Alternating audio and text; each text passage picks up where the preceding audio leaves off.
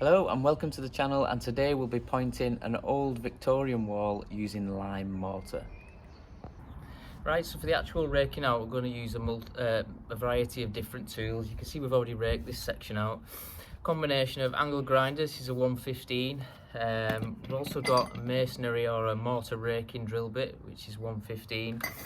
You may have not seen these before, so we've got a mortar raking tool, not sponsored by anyone, so you can see that it didn't last very long on this particular mortar, which is ash in areas, so it made light work of that, so that wasn't that great for us.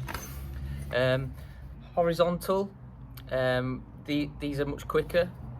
For the vertical sections, we don't want to be chopping the bricks, so we've got to be careful, so we can use a combination of these. And also we've got this plug-in chisel here as well. You can see the shape of that. So this means that in those areas where we can't get the machinery, we can tap the rest of it out. Depth, usually recommended 20 to 25 mil, but it depends on the width as well of your actual joint itself, but we're going to take around about 25 mil. We're pointing with lime mortar because it's an old Victorian property. If you point with a normal masonry, normal mortar, it means that the water can't pass through it and we often get blown bricks, so we want to preserve these bricks, try and keep the character. So we're just going to attach the mortar raking disc. That's what it's called, isn't it? So fix that in position, as you can see. Make sure it stays in the groove. Then going to tighten that up. And with this one, I actually use a little bit different than that locking nut on the Bosch version. And pretty much ready to go. I'll just show you how we attach this mortar raking tool. We'll take the clip nut off. I'm only using the big one because I don't want to be switching between the two. What we will do is, it's up to you whether you keep this on or not. I think I'll take it off. So I'm just going to take the protector off, fit on, make sure you can get this in. So it just screws on and tighten it. So yours might be a bit different, but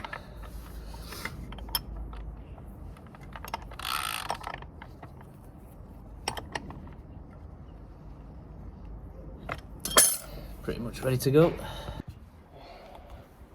So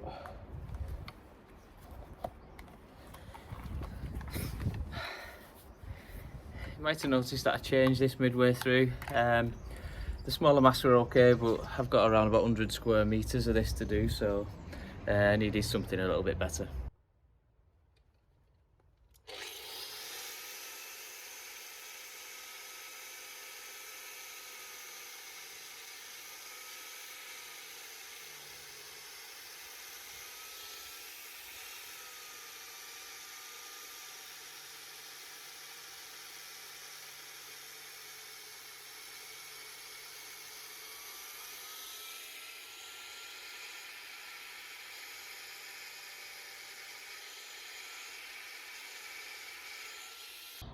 So when we've raked this out, you can see that the horizontal, there's always this concave bit, so we can either use this raking tool, bring it down, or I'll show you how we do it with the plug-in chisel.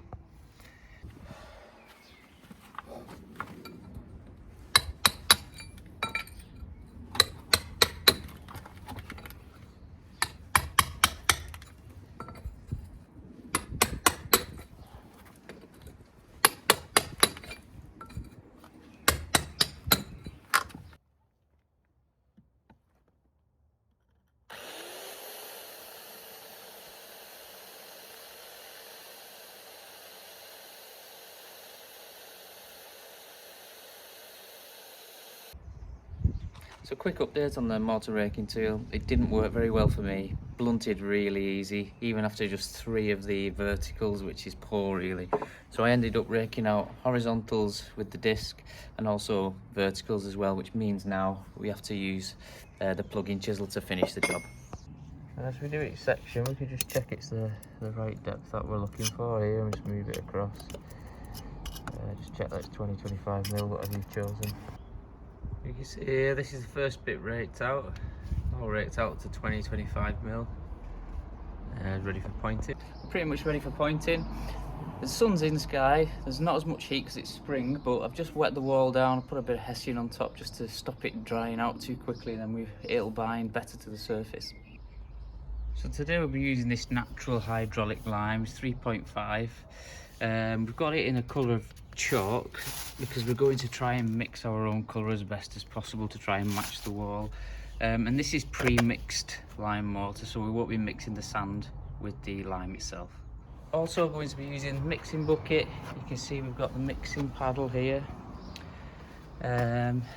Hawk, trowels, tuck pointers and a churn brush, and all that will become apparent shortly. Alright, so we're just going to pour the bag in, keep your ear on with this.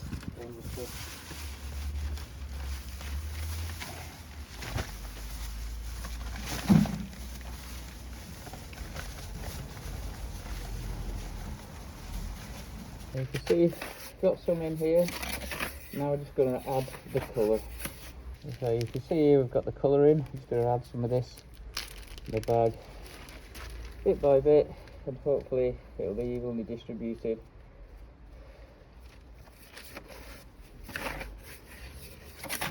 I'll use the paddle mixer in a minute.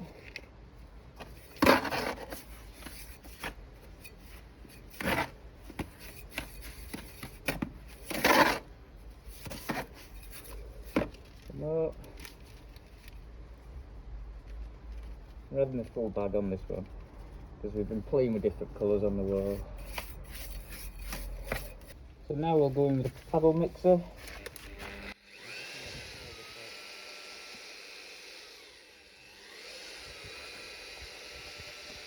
Now I'm going to start adding some of the water, little by little, don't overdo it. So we'll start to mix everything now with the water. Use the paddle mixer again in a minute. Paddle mixer in.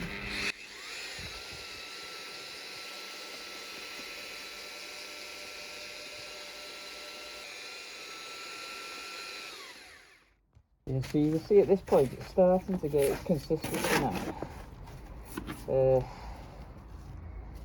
See, it's almost being able to put into a ball.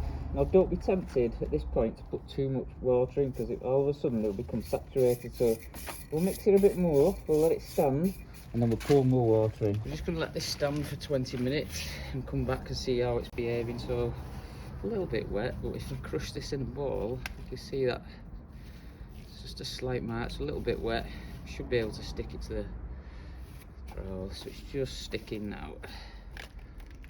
So we'll give that 20 minutes to get its fatty consistency. So I'm just going to pre-wet the joints, you can see here. Helps the mortar to stick. Got some lime on here. Now what we're going to do is going to work it in and work our way along. Soldier hawk up to the wall and then pull it across. And work our way across.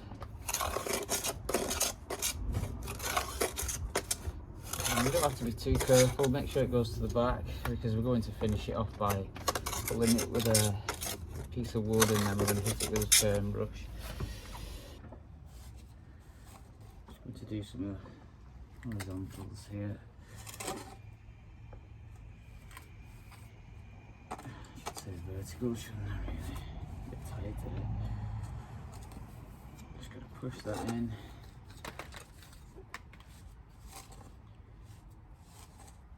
The right consistency, we should be able to get it on.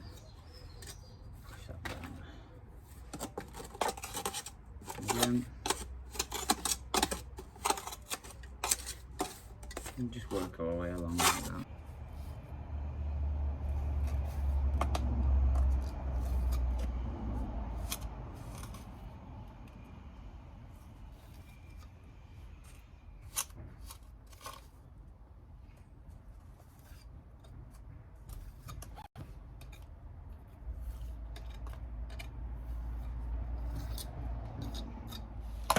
So I'm going to now finish it off. You'll know it's ready when you place your thumb in. There's a slight indentation, it just rebounds back. We're going to finish it off by pulling a piece of wood across and scraping the top layer off, and then we're going to hit it with a churn brush. You can see I've rounded the churn brush up so we can use that. You can see it's just going to pull the top layer off. I've made good use of this paintbrush. It seems to be doing a great job, so I'm going to keep using it. Just going to scrape that initial layer back, and then we can hit it with the churn brush. So we're just going to take it back to the distance we want it. I'm just going to work our way across, just pulling that top layer off, pushing it in at the same time, a little bit of pressure. Shouldn't stay in the brick because it's relatively dry now. Finishing it off this way gives it a more rustic look, so it looks a bit more aged. It also pushes the lime mortar in, and once we hit it with a churn brush, it'll help with the expansion and contraction and stop it cracking, and it'll really push it back and give it that more weathered look. So all we're going to do now is finish it off with a churn brush, and that's just a simple case of hitting it, and that'll push it all back, all the aggregate back.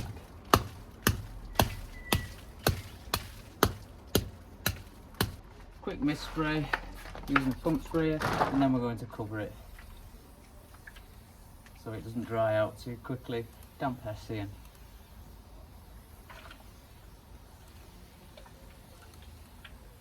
It needs that water to cure.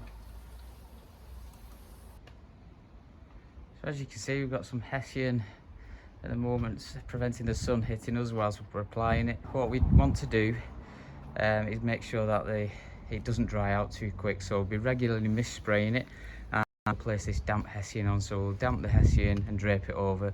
If it's too hot, we've also got the option for putting a tarp over as well, and that'll help prevent too much evaporation. Most of the evaporation will come from the sun and the wind, and it's covered now to prevent it drying out too quick.